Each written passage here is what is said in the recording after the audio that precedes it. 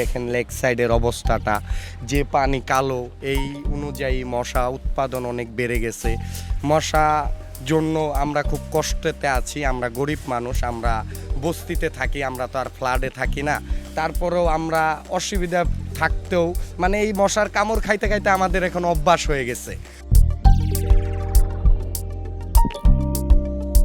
আমার অফিস যেহেতু এই লেক পার্ক ঘেঁষে, তো সেখানে মানে আমরা খুবই অস্বস্তি বোধ করছি। এটার দুর্গন্ধ প্লাস হচ্ছে গিয়া এর পাশাপাশি যে মশার যে উপদ্রব, আমরা কাজের শেষে আমরা একটু রিফ্রেশমেন্টের জন্য যদি বাহিরে আসি, তখন হচ্ছে এখানে দাঁড়ানোর মতো আসলে অবস্থান আমাদের নেই।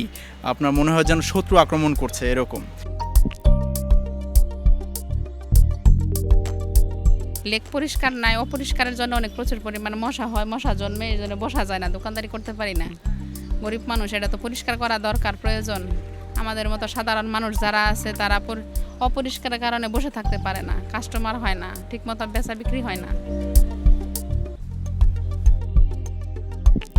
আমরা যারা আপনার দোকানপাটে আসে, বসে চাটা খাই, ঘুরি ফিরি, এলাকাটা সুন্দর দেখে আমরা লেকে আসি। এই সৌন্দর্যটা মানে দূরে রাখার জন্য দরকার পরিষ্কার।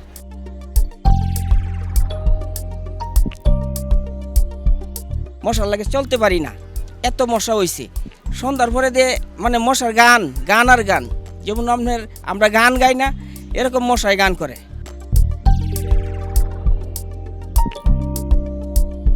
আমরা আগে থাকতাম এই এলাকা অনেক মশা দেখে আমরা কিছু বসছি তো অনেক মশা। আমরা রাইতে ঘুমাতে পারি না, মশারি ঘুমাই, তারপরেও ঘুমাতে পারি না। হ্যাঁ, আমার এলাকায় অনেক মশা কামড়ায়, ময়লা কালো পানির জন্য। আমরা খেলতে পারি না মশার জন্য। এই রাতের বেলাও কামড়ায়, দিনের বেলাও কামড়ায়।